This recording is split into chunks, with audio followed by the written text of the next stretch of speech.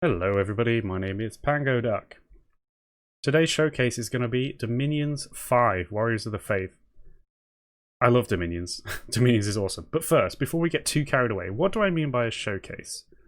I basically mean, imagine we're going to sit down together and I'm just going to show you this game for the first time. Now, I might go over the basics just so you understand how it works, but I want you to understand the very, very basics of how it works and what it looks like, so that you can decide if it's something that you're into. Because sometimes you see a game and you might go, okay, that looks pretty cool, but I really can't be bothered to try and understand how it works. And it's a bit of a hump that you have to get over before you can even be bothered to start looking at tutorials and stuff. So we're just going to have a look at it, alright?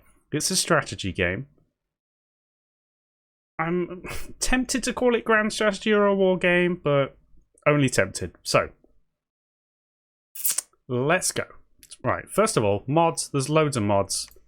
For example, I've got mods for like loads of Warhammer races in the game at the moment. I've deactivated them. It's as simple as clicking them, but yeah. Secondly, before we create a world and start a game, we're going to go in Tools and Manuals, create a Pretender God. Now, the game is basically that you are a Pretender God vying for domination against other Pretender Gods, and you all have, you know, races beneath you warring in your name.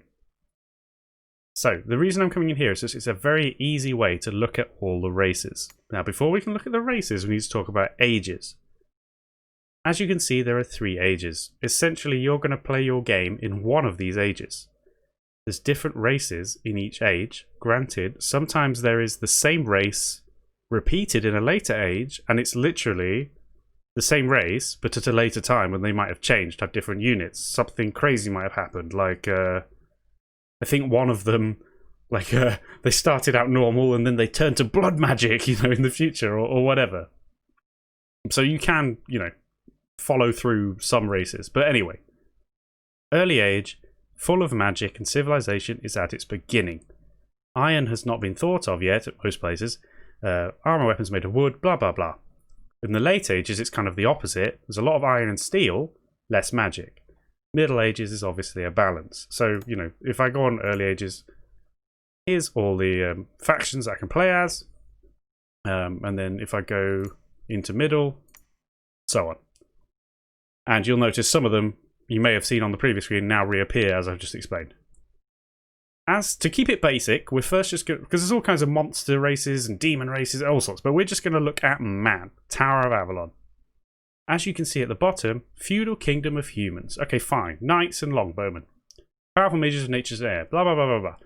Let's click on them and have a look. Here is an overview, which, you know, you can read. And if you are going to, when you're trying to pick a race to start with, you should probably read it and just see a bit about it. We're not going to read it right now.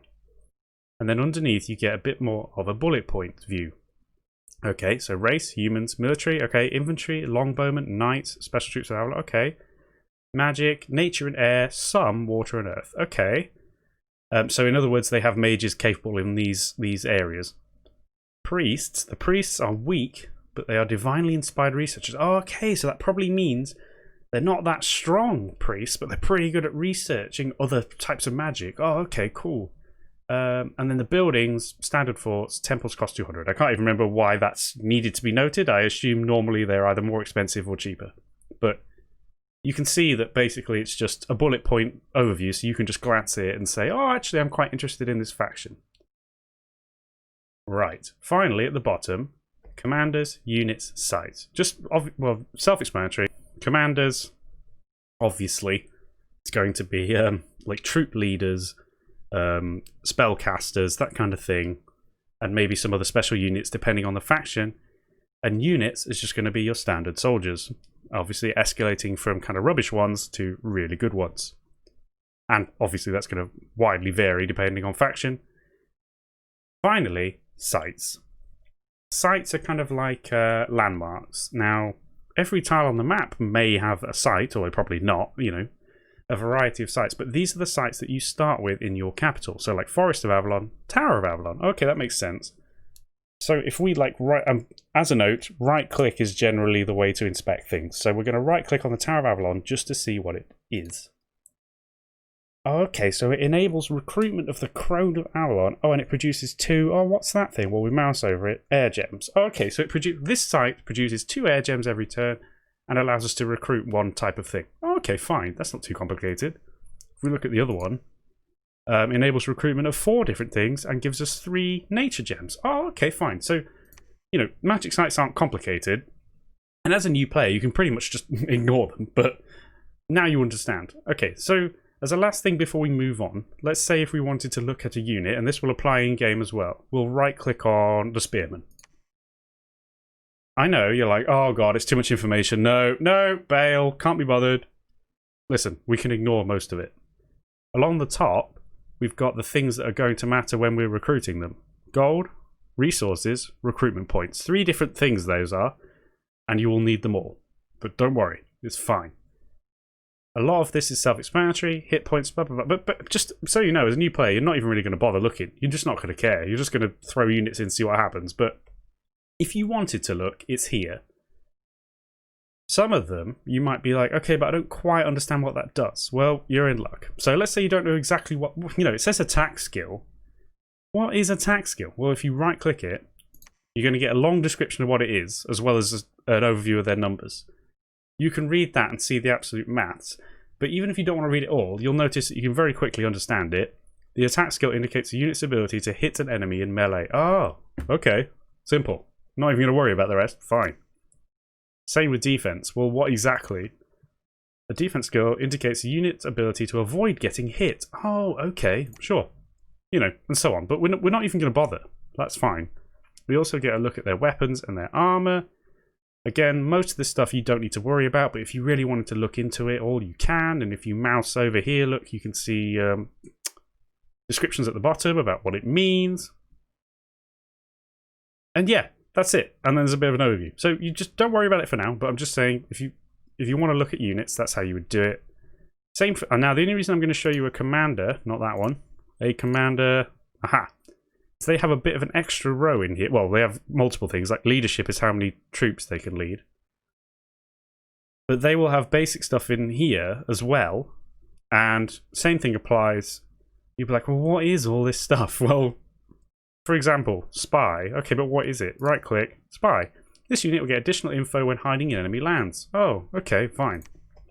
So, I know that was a bit longer than I intended, but the point is, you can inspect anything and read it. Do you need to read it most of the time? No, not when you're beginning. So, without further ado, let's create a game. So we're going to go create game, random map. Now, map size. Let's just say large, but it literally tells you how many provinces. It's not that you're going to start with that many provinces. It's literally how many provinces on the map per player. So it kind of affects your potential to expand around you in the beginning, I suppose, in a way. Normal amount of water. For the time being, we'll disable caves. It's sort of like an underground system. We just won't worry about it. We'll have rivers. We'll do east-west wraparound, so the map kind of just keeps, don't know what the word is, but you can keep scrolling left and right and it will just wrap round. And like a globe. And then north and south we'll actually disable for now, just to keep it simple. So we don't have to, like, if we're on the bottom of the map, we don't have to worry about people coming from below us because they've come from the top of the map, blah, blah, blah. Okay, game name, yep. Okay, so we're going to go Middle Ages for our game, and we see at the moment we've got one enemy and we're both random. Well, we're going to pick man. Don't really care what they are. Maybe we'll add a couple more. We can set the difficulty, but we'll just leave it on normal. AI type, it's just, standard, defensive, aggressive, random. We'll just leave that. That's fine. Okay. We get an overview of our race again, which we've already seen. Okay. Right. Well, it would be that one, wouldn't it? Just to be slightly inappropriate. But, first things first, you're designing a god, okay? You have points. First things first, select physical form. Now, the physical form, each race has different options available to them. So first, just know that. This isn't all the forms in the game. And you can select any of them. Now, when you mouse over, you will notice at the bottom, they cost points, depending on what they are. So that's fine. That's understandable. Now, some of them reduce reduced by 20 points for this nation. So basically, some of them, you get a discount for your nation because they're very appropriate or whatever. But you can pick whatever you want out of this selection. So let's actually decide, well, we want a dragon to be our god. Why the heck not? Now, the points remaining are going to be spent on magic ability and dominion effects. Now, don't worry about it, but first, we have some imprisonment choices. If we choose Awake, you will have less points, like you'll get no extra points, but you will have the dragon, in this case, Awake at the start, available for combat on the map. If you choose Dormant, you get an extra 150 points. But, as you can see at the bottom, the god will only awake in about a year, and each turn is a month. Imprisoned, 350 points, but the god won't be awake for 3 years. So that's a decision to make, but let's just say, for the sake of argument, that we've decided that we're going to play without the god on the map and just take a bunch of points at the beginning. Okay, now, how do we want to have... Well, we need to decide what kind of magic is going to be prominent in our faction. Now, if we go back to nation description and units here, nature, air, sun, water, and earth. Okay, well, firstly, dragon maybe not that appropriate, but whatever, because it's got default fire in it. You know, we can't actually lower that. Okay, I forgot already. What? Nature and air. So, let's say, okay, well, you know what? We're going to have some fire, and we're going to have some air. And you can see the points going down by more each time we upgrade it. And what this does is changing pre-spells, as well as what our mages and god can do. But don't worry about it too much. It does, like, don't get stuck on the details. But let's say we're going to have, so 2 fire, we have level 4 air and level 4 nature, which is going to give us some bless effects, but we'll get to that. Because the next thing we need to figure out is the dominion. So, I know I've barely explained the magic. Just don't worry about it for the moment, because we are going to explain, and you will just see what I mean. Dominion is when the provinces on the map are under your dominion, what effects are there on the land? So you have order, turmoil, productivity / sloth, because sloth, sorry. They go from +3 to -3. So +3 would be 3 productivity, -3 would be 3 sloth. Hot and cold, growth and death, fortune, misfortune, magic / drain. Drain being not much magic in the land. Finally, there's dominion, which is the strength of your dominion, which affects how your dominion spreads from province to province, and kind of how it will interact with another god's dominion when they kind of clash. So, rather than you trying to understand all that, what I've just said, well, let's say we put a 1 level of productivity, and it will immediately tell you, oh, okay, it's simple. Income +3%, and resources +15% when a province is in your dominion. Oh, okay, and it's that simple. Whereas if we went right-click to 0, right-click to 1 sloth, oh, less income, less resources, but we got more points because we've taken a negative thing. So 211 by default, based on what we've done here. If we take sloth, we get another 40 points. So you have to decide what to do. So I'm not going to go over that in a huge amount of detail, but you can literally just click around, say, okay, well, I want as much productivity as possible for our men, and maybe some luck, which actually gives us more chance of events happening in our provinces. Oh, okay. Oh, I'd like some more food as well. We've still got 30 points. I'm not going to put any more in magic or anything, so we'll just try and spend it here. But we don't have enough to quite get a level here, so in order. Okay, well, we'll have a level 5 dominion to help it spread, and we'll just keep it like this. There's 9 points left over. That's not much.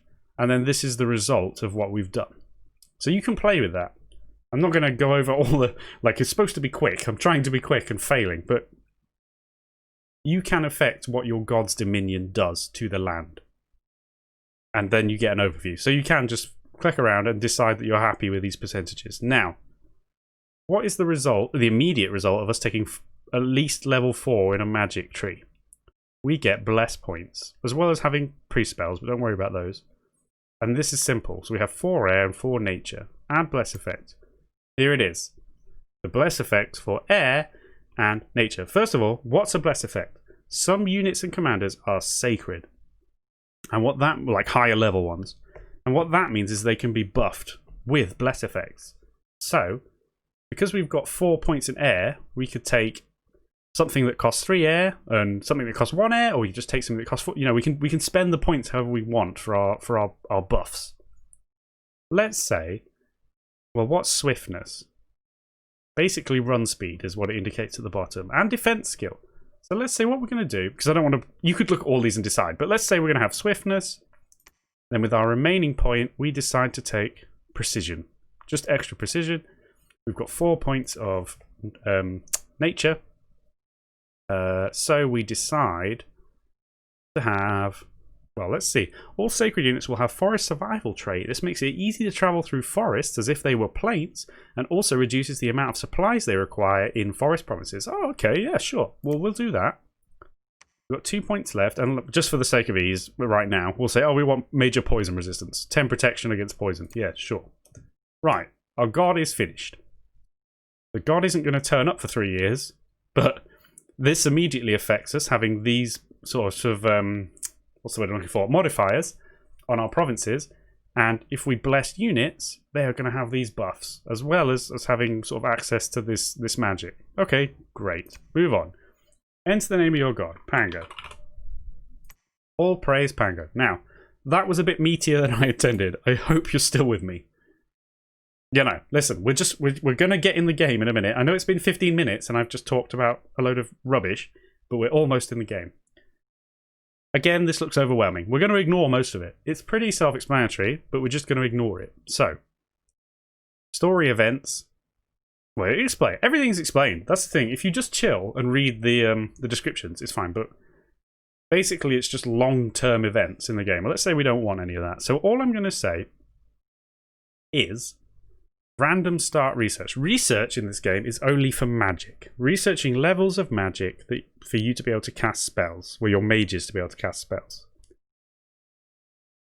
Random start research will just split up your starting magic points randomly into the different trees of magic. So you'll start it with a random amount of magic in like a certain tree.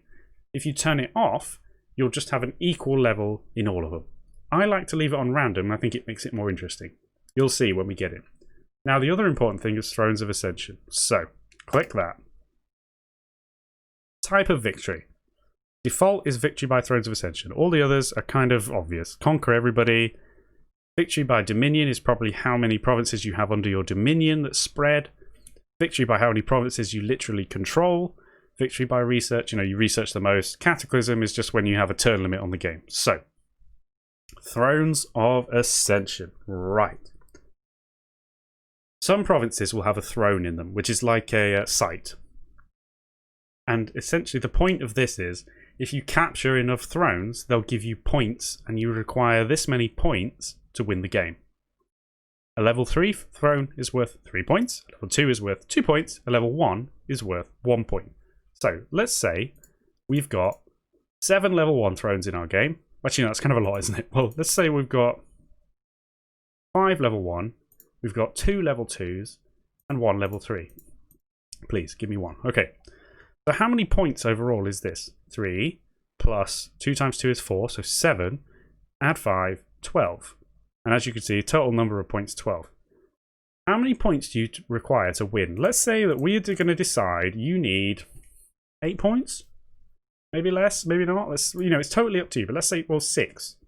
If you needed 6, you could win. Either you could capture the 1 level 3 throne and then 3 level 1s to make 6. Or, you could capture both level 2s and then 2 level 1s to make 6, because you get 4 from there and 2 from there. Whatever. Hopefully that makes sense. But you can completely decide how many thrones are on the map and how many you need to win. The higher level the throne, obviously it's worth more points, the bigger army there will be defending it. So it's harder to take. It's also worth noting the throne will have buffs or debuffs when you capture it for your faction, just like a normal site like the one we've looked at. Okay. That's basically it. The last thing we're going to do is we're going to allow renaming, because sometimes it's fun to rename commanders. Not that it's going to matter in this video, but, renaming's fun. Okay. Now it's going to generate the game. So I shall meet you on the map. Alright, here we are. Literally the game started and I've not clicked anything. At the beginning of every turn, you get your messages. These are just kind of preambles to the game. Sorry, to the game. So, you can read this, we're not going to. Because, you know, you will read this in your own game, so fine. Blah blah blah. It's basically saying the big mega god has fallen and now all these gods are vying for dominion. So, exit. Oh, we're up. Okay, this looks weird. It's because we're up against the bottom of the map. So let's just scooch that up with middle mouse.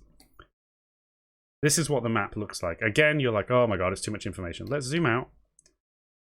And now you should be able to see, because the map wraps east and west, you can see that, and it's not the largest map, it was medium, I think, wasn't it?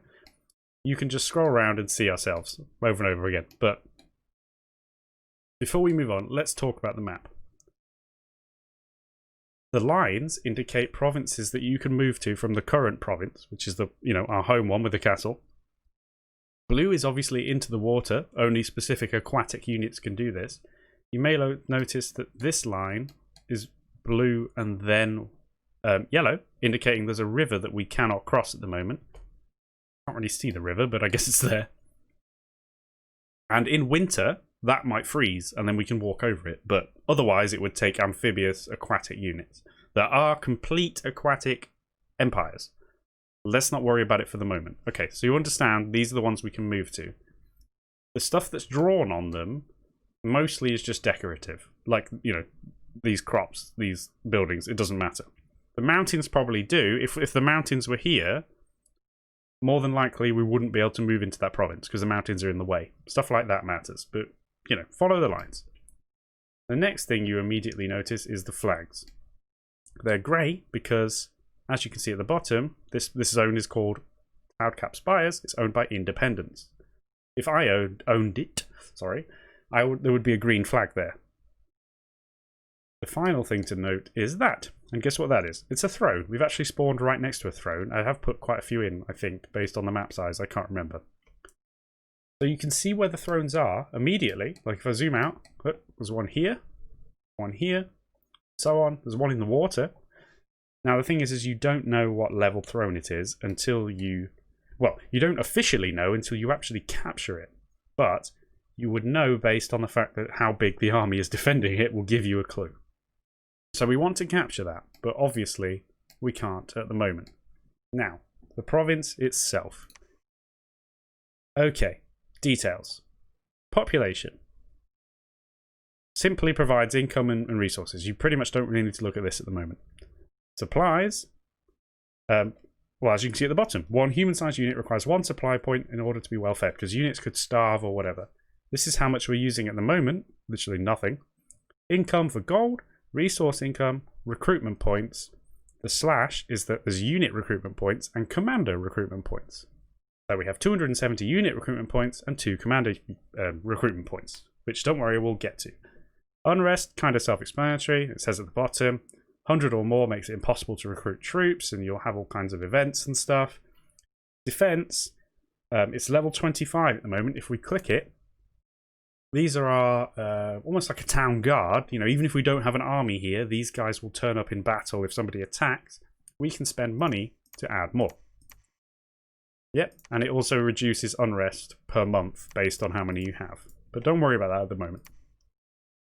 Okay, so that's that window. Oh, and there's our Dominion. You know, we picked 2 productivity. We only have Dominion strength of 1 at the moment in this province. Obviously, that's going to grow. Here, Treasury. Income minus the total upkeep cost per month, as it says at the bottom, based on our troops and stuff. Okay, fine. We also have gems. If you remember, we looked at our sites. We're generating these amount of gems per month from our sites. They're basically, gems are used to cast certain spells. So again, at the moment, don't worry about it. Now, on the right, this overload of information, which trust me isn't that bad, all this stuff at the bottom here is just sites and buildings in the province. So here's the sites we already looked at. If I right click them, oh yeah, we've seen this before. And then we have a fortification, a laboratory, and a temple. And you can see, you know, talking about our bless effects, blah, blah, blah. Don't worry about it. Now, all the stuff at the top, self-explanatory, none of it matters at the moment, except potentially map filters, actually. You can see there's yellow around this other province, which happens to be the throne. It's not because it's a throne. Your dominion will randomly spread at the beginning. So if we right-click on this zone, because right-click is how you select stuff, like left-click is for orders.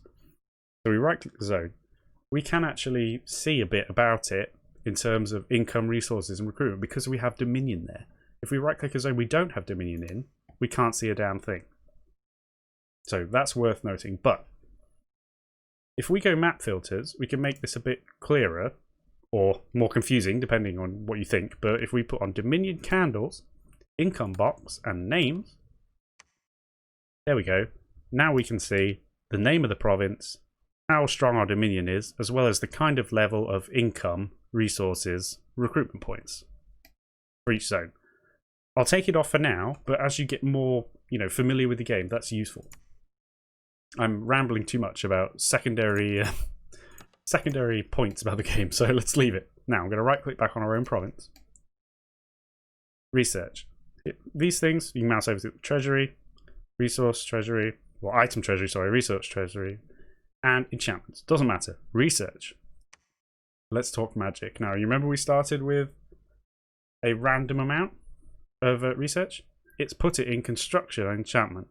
1 full level in construction, 1.5 in enchantment. You can see there's only 50 points left to get to level 2 because we've got half. 100 points on that one, 50 on all of these because they're level 0.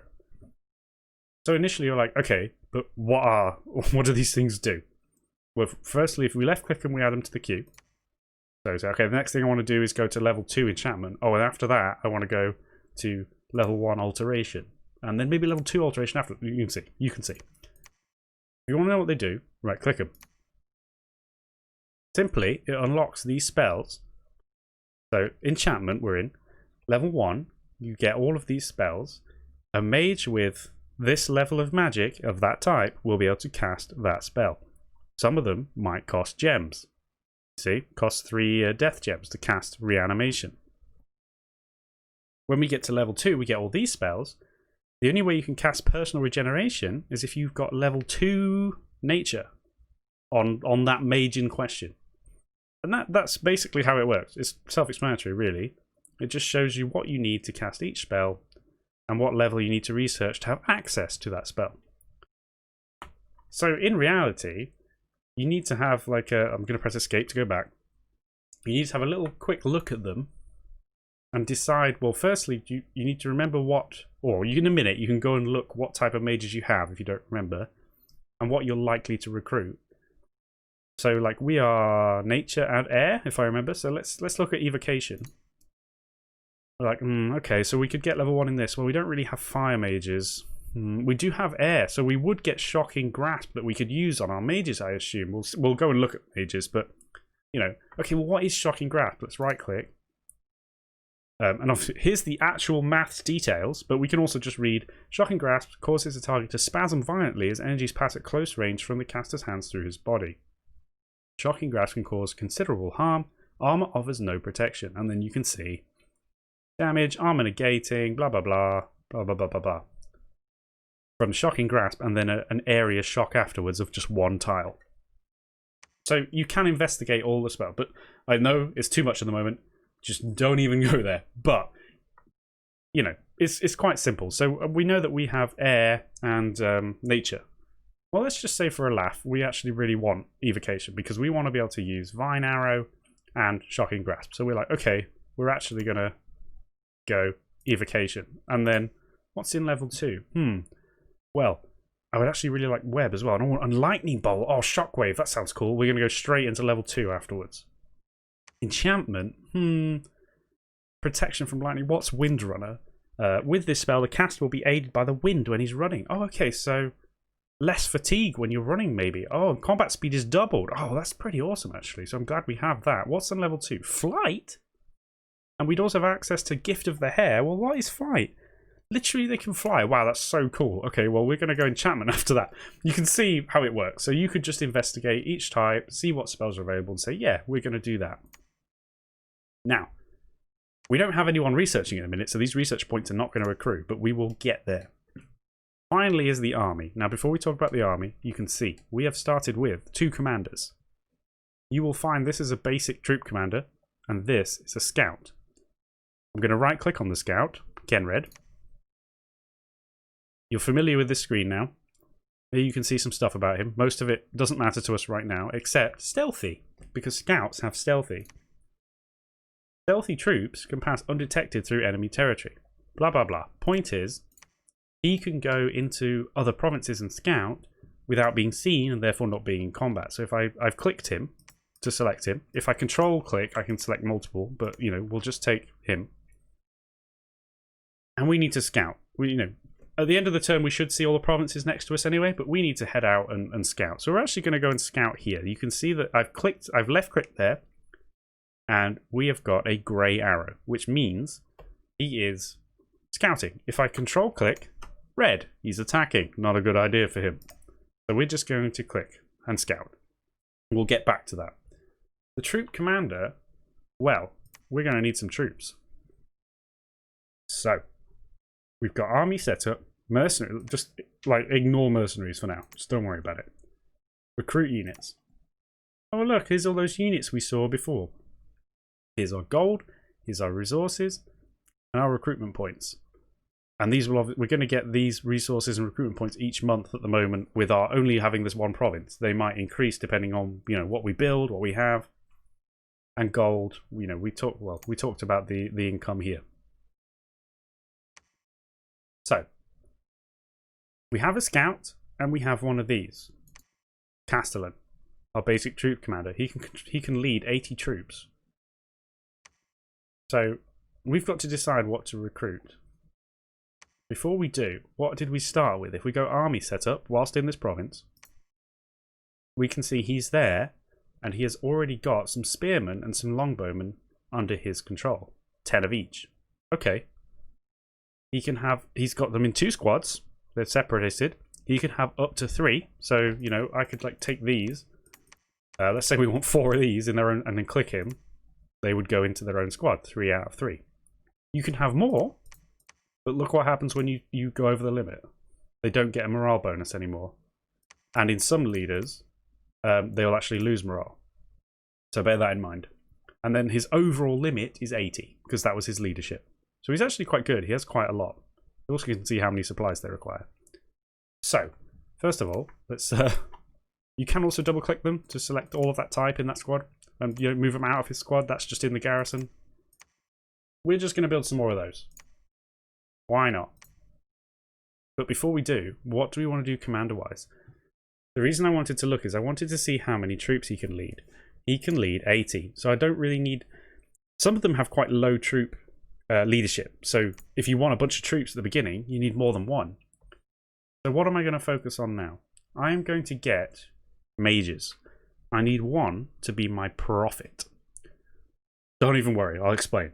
And then I also need mages to do research, do our magic research. Because let's say if we look at Daughter of Avalon, one of her skills, research ability, 9. Okay, what about Mother of Avalon?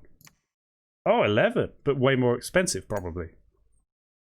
Yeah, 175 gold as opposed to 85. And we're also sacred. So I think basically what I'm going to do for the time, let's not even go into too much detail. I'm going to recruit a Daughter of Avalon to make my prophet. Costs 2 commander points, but luckily as you can see we have 2. 1 resource, we've got loads, and gold. We have plenty of gold. Right, she's in the recruitment queue. And then what were we going to do? Well, there's all these types of units costing various amounts of gold, resources, recruitment points, and all sorts. But for the moment, without getting too complicated, we're just going to get some spearmen. Well, how much? Like 5 of those maybe? And maybe like 5 more longbowmen? We've still got some resources left, so maybe we'll just get like 2 more spearmen. We only have 6 left, so we can't quite look at that one. Even a forester costs 7, so we'll just leave it there. If you repeat recruitment, it will automatically recruit the same units each turn. For the moment, we're just going to do that. Next turn, we'll get more resources, we'll have more gold, we'll have more recruitment points, and more commandment points. But for now, that's what we're going to do this turn. Right, that's the recruitment sorted. This turn, if I click where it says defend, he could actually become the prophet, but we're not going to use him. We're going to get a mage. Other than that, we don't want him to demolish anything. He can't build anything. We're not going to get him to do anything with magic. Blood Hunt is literally like finding people to sacrifice for blood magic. Empowerment, they can use, well, you can see at the bottom, they can use a large quantity of magic gems to learn a new magic path or become better at something. A, we're not going to do that with him. B, we don't have a hell of a lot of gems. Defend, patrol to reduce unrest, blah, blah, blah. Move up here. So we're just going to wait for more troops this turn and for more scouting information. So we're just going to patrol. It doesn't really matter. We could just leave him doing nothing. And I think that's it for turn 1. Okay, so the scout is going to go here and start moving around. We should see what's in these. So we're not going to attack this first turn, we know, because we can't even go that way. So actually, thinking about it, perhaps we should move this way. But then, problem with that is, we then, after this, will have to cross the river, which we can't. So actually, we're going to go up here and see if we can sneak through there. We'll see afterwards. So let's end the turn anyway. Move on. So, new turn, messages. One of the other kingdoms, or dominions, proclamation. This happens whenever they declare somebody as a prophet. So they're just telling you they've declared Masayoshi as their prophet. Okay, whatever. Fine. Right, now you'll notice we can see troops. All of the ones around our land, we have an estimate of what troops are there. This point contains about 30 units, mainly militias and archers. Same here, actually, except mainly militias, heavy cavalries, and light cavalries. This is where our scout is, hence you can see that there. Oh, we're in luck. As you can see, we can actually move through here. So we're going to keep going with him. Keep scouting. Now, this, and as expected, there's about 90 units here defending this throne. That said, they are Deer Tribe warriors and Deer Tribe archers, which are not amazing. So that's probably only a level 1 throne. Now, regardless of... Now, first of all, the units in these other places are not fixed. This can change all the time. All the time. This will change each turn. I'm a little bit... I was hoping there'd be a bit less troops here in these places, but I think potentially I'm tempted just to attack anyway, just to see what happens. Actually, no, I'll tell you what. We're going to wait and take our prophet with us. So we now have this mage with 2 nature. I should have actually showed you. Like, this mage comes with level 1 nature and then a 1 random point in another tree. Now, as it happens, she's actually gone and got another point in nature to reach level 2. So when we research, well, like level 3 evocation, she could actually use Sleep Cloud because she's got 2 nature. Hopefully that makes sense. But let's not go there. You are going to become our prophet. Prophet will spread dominion like his pretend, well, her in this case, pretender god, but at a slower rate. So it will help spread dominion. They will become a skilled priest, and they can also capture thrones, because only either like your god or a level 3 priest, I think, can capture thrones, and this will make her a level 3 priest. So we're going to do that. I want to take her with the army, and I also kind of hope there's going to be less troops in one of these places next turn. So we're going to wait another turn and do a bit more recruitment.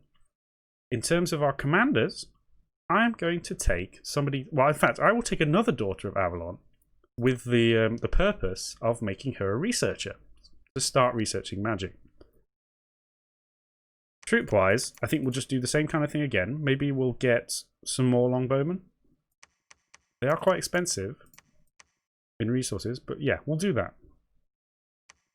If we now look at our army setup, you can see we have more of these. If I double click the spears, we're just going to add them in with the other ones. Same with the longbowmen, keep it simple. We'll get to the battle orders when we're going to go into battle. That's pretty much it for this turn. We're building troops, changing a mage into a prophet. We've moved the scout. Okay, people are declaring prophets, so I won't bother reading it. One of them is us, of course. And now you can see level 3 priest, because this is our prophet. So that has access to more spells and the things I talked about. You do definitely... Wow, okay, we're not going this way. When the unit that you can see on the tile is likely what they've got the most of, and that looks an awful lot like heavy cavalry. So we'll not go that way. We'll probably go this way. 20 units, militias and archers. Yeah, perfect. Now, so we've got our troop commander we've had the whole time, our mage, which we turned into a prophet.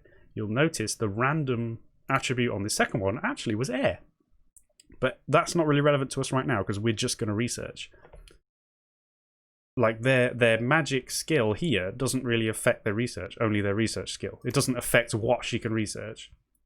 So if I click on where it says defend, you are going to research. You'll notice there's more actions possible because she's a mage. Ritual spells, forge items, alchemy. Just don't worry about it. So research for the moment.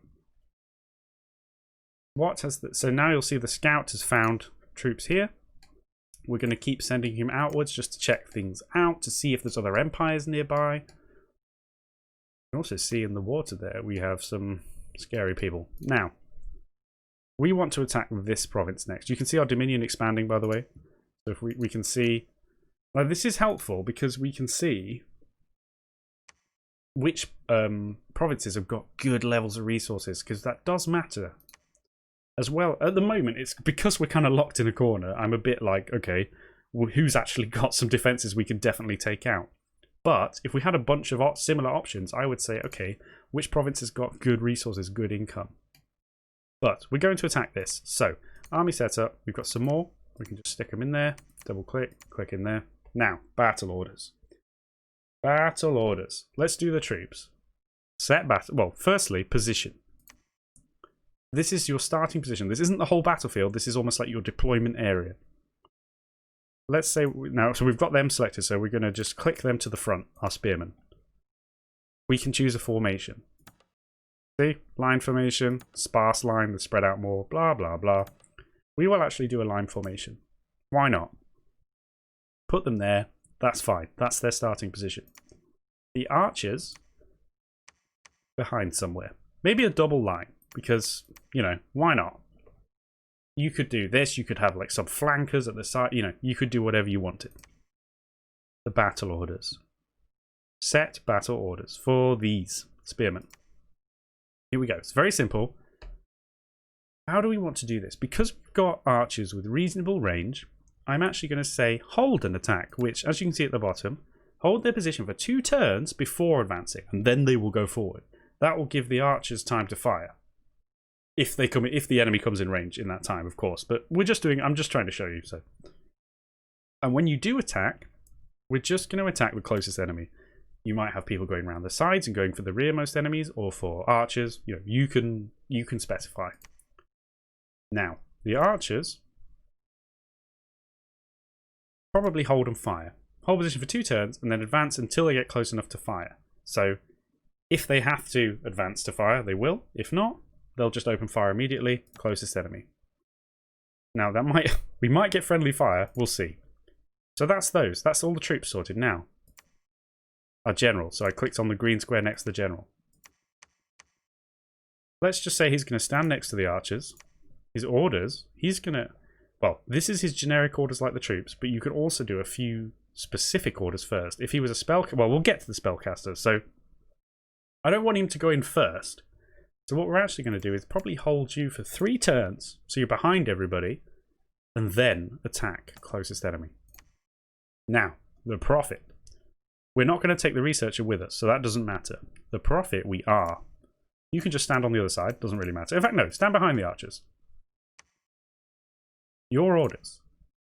You will notice we also have cast a specific spell. Or just cast spells. So let's say cast a specific spell. As you know, she's level 2 nature, but we've only unlocked level 1 nature spells, these ones, so I could get her to cast one of these specifically. Or, because she's now a level 3 priest and a divine unit, she can actually cast any of these at the moment. So, Servant of Courage, what's that? Increases morale of soldiers. Oh, that's pretty good starting spell. Let's say we want her to do that. And then after that, just cast whatever you want. Does that make sense? So you can order a few things in here, and then say in general after that, just cast spells. Because you might want her to do an opening set of specific spells for like buffs or whatever. But, you know, that's fine. So we're going to do that. Goodness, it's been 45 minutes. Let's quickly do a battle. Right. So that's that. That's it. We've set up our army. What we're now going to do is select the troop leader. We're going to control click the prophet. And we're just going to click into this province. Because they don't have sneak, it's not grey by default. But, I mean, if you were worried that one of them was going to sneak, you could control click and it would just stay red. We're going to leave the researcher behind to start making a dent in these points. So, evocation. So, start working towards those 50 points. Now, next turn, let's think about the future here. What are we going to want to start recruiting for the next turn? Another troop commander? Another researcher? What's a bard do? The bard can also research. Spell singer.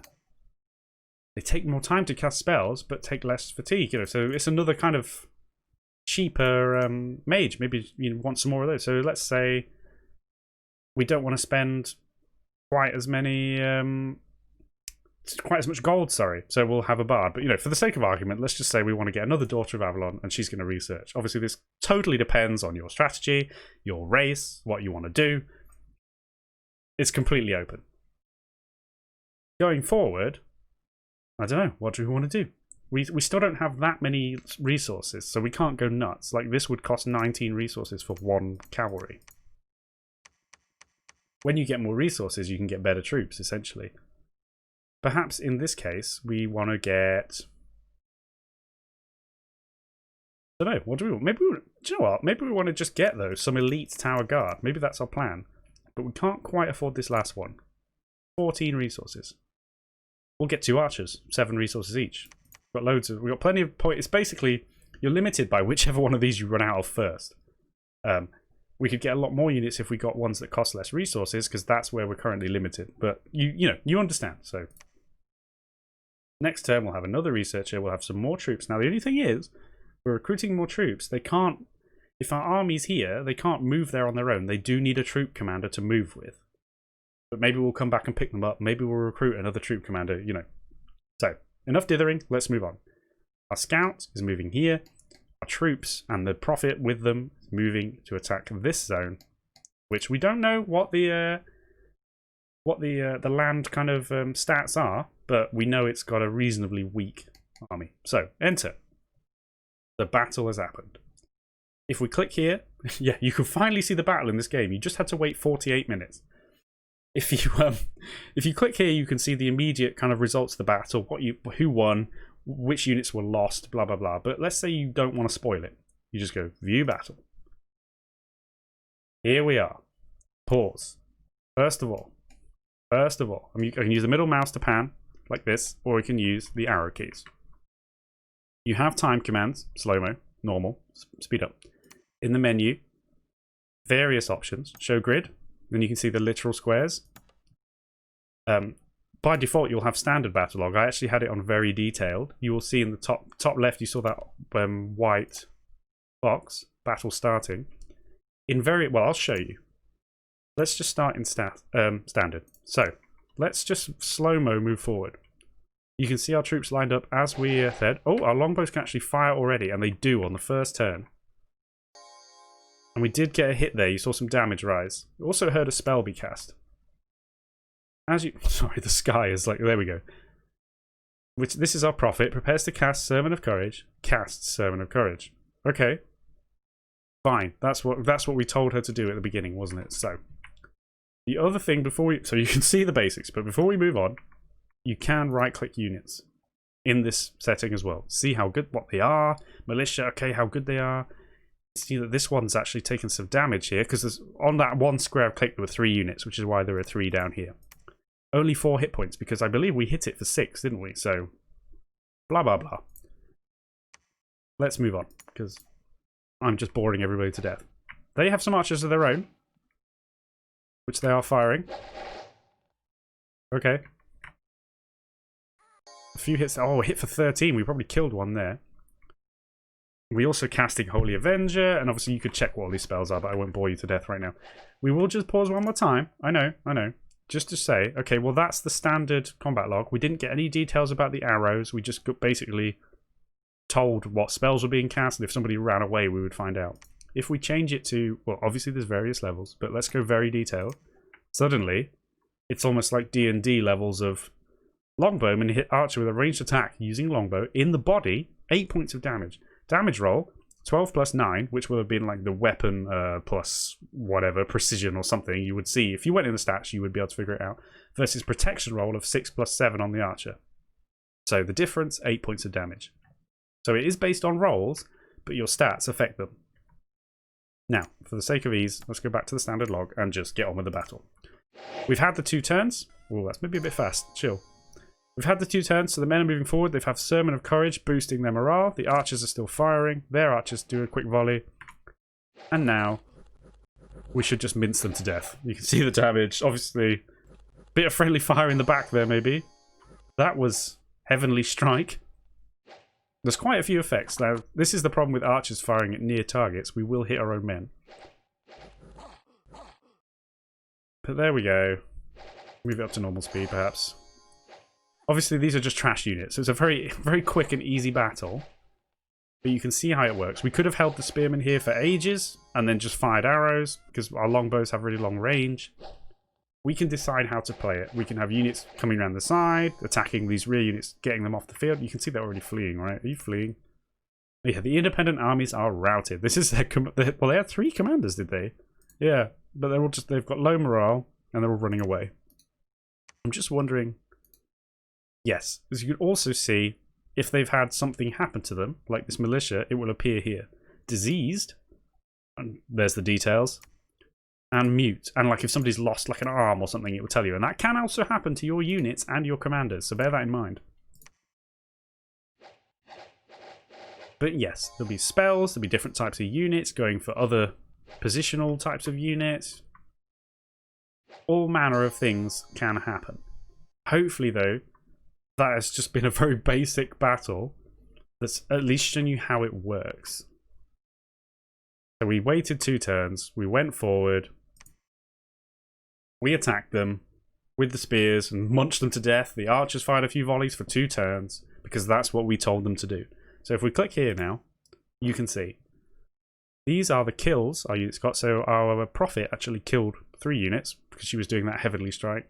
Longbowman got 5 kills. Spearmen got 6 kills. We lost 2 longbowmen and 2 spearmen, which results in 4 losses. For them, same thing. They lost, well, everybody. They all died, because even though they ran away, they're dead.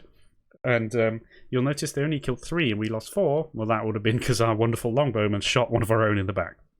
But not bad. We lost 2 of each. Exit, exit. Oh, look. We now have a green flag here. Our army is here. So if we right-click to select this one, here they are, our 2. We're on a new turn, so we've also, if we go back to our main province, got our second researcher, who also happened to get air. That's her second magic. We'll slap that on research. While we're on the subject, research. Aha! 41 points left to go in evocation. And didn't she have 9 research skill? The research ability is literally how many points per turn. Now, we can now see this province kind of sucks, right?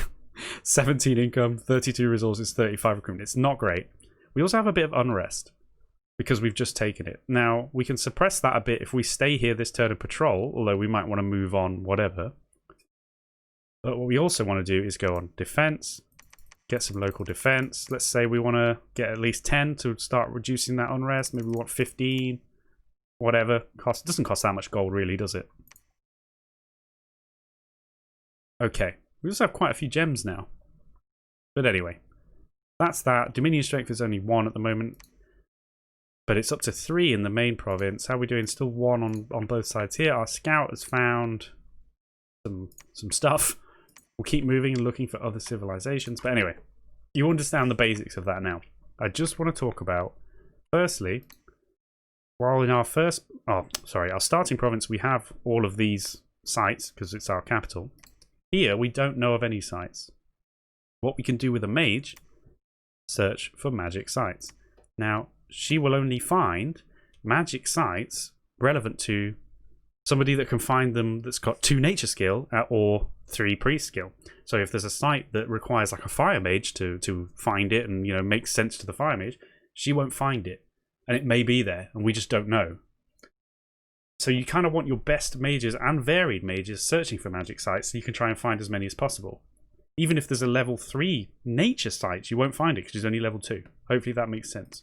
So next turn, we're going to search for this turn, and then we'll see if she finds anything. For our commander, we can do the usual. We could patrol to get that unrest down, or just defend, or whatever. Or we could leave and attack another province, but not really in a good position to.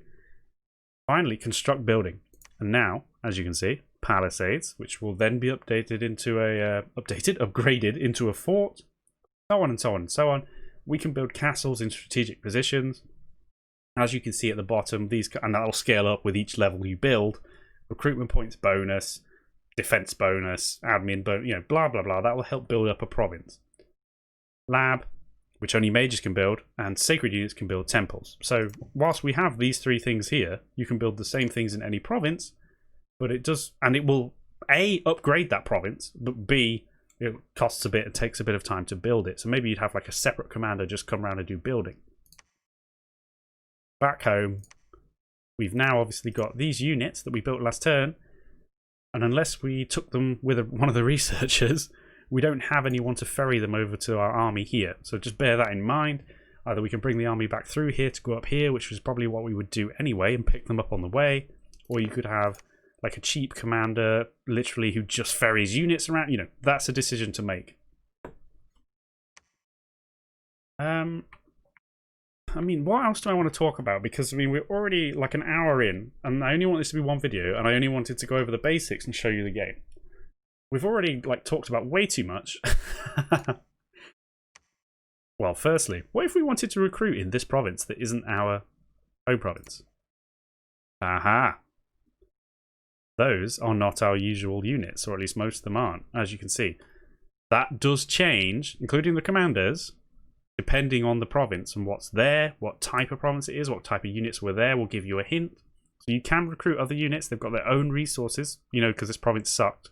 The gold is global. The resources and recruitment points are based on the province. So we could recruit some of these units if we wanted to and take them with us or leave them there to garrison, so on and so on. We could recruit like a forester is a scout, so we could recruit. You can do that. As well as building buildings. And so on. And if you built buildings, you might be able to then recruit like your faction units there. That should make sense. For this turn, we're going to go through one more turn. You can just patrol, but normally, obviously, we would move back. We would recruit some more units. We're not going to bother because I only want to show you one thing. And then we would gather up and go here, and then we'd push here, and then probably here. And, we'd expand our dominion and our holdings. Probably build a fort, maybe like up here somewhere, strategically, and we'd then try and see how long it would take before we could actually go and attack the throne and capture that. And then see in this list here, we would see the throne and be able to see what it does. So let's just enter, just because I want to show you. Aha, 3 magic sites. Also, patrolling troops killed brigands. So that's going to reduce the unrest, because I did tell them to patrol. Now, she actually found 3 sites, which is much more than I thought. So if we click this, Oakwood Tower, Endless Forest, Flowering Forest. Wow. Okay, so we'll exit and we'll just look. If we right click there now, there they are. Wow, that's nuts. I can't believe she found 3 in the first province. But anyway, Oakwood Tower produces 1 nature gem per turn. That's all it does. Okay, fine. Endless Forest, an Astral Pearl and a nature gem. Okay. The Flowering Forest, 100 supply points. Wow, okay. 1 nature gem, and also lets us recruit the Enchantress. So now if we go on recruit, we should have Enchantress, but we need a lab. So you need to build a lab before you're allowed, but she is now recruitable here. I assume she wasn't there before, right? I assume like you do need to discover the site for these things to happen. That would make sense. Right. So I mean, we could just go attack this for fun. Granted, if I was going to do that, I should have built more units, but even if we lose, should we just go attack this province just to show you another battle? I guess so.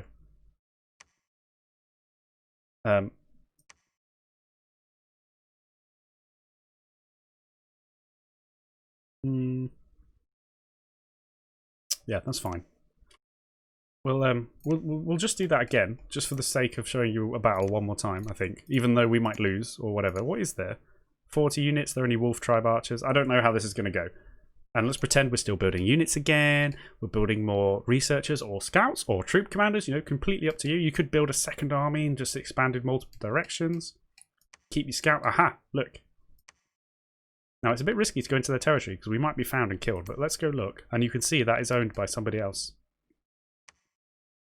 Now, we don't know a lot about it yet. Maybe if we put on the candles and stuff. No, even then, because our Dominion's not there, we can't see the details about it or how much Dominion strength the enemy has there. But anyway, battles with the enemy obviously work exactly the same way. Let's just go for one more battle, which I will just watch at normal speed because time is flying by. Same thing again, because our instructions are what they are. Sermon of Courage was cast. We're firing. They're firing. Our spearmen are waiting 2 turns. You can see, hang on, what's this? Their wolf tribe warriors are kind of moving down the side. They did start their barbarian chief, which is their commander, in the middle. He's only got 8 hit points. It looks like he's damaged. I don't know if we did that or if we started damaged. And they've got archers in the back as well as... Can't I like... Why can I not see you? Oh, wait. Oh, there. My bad. The wolf tribe shaman they have at the back as well, who is a mage, so he could cast some spells. But anyway, sorry. We're moving on. Okay, the 2 turns have passed, so they're charging. Oh, it's a nice little volley in there before we get there. Sermon of Courage. Gonna cast Vine Arrow. Theirs.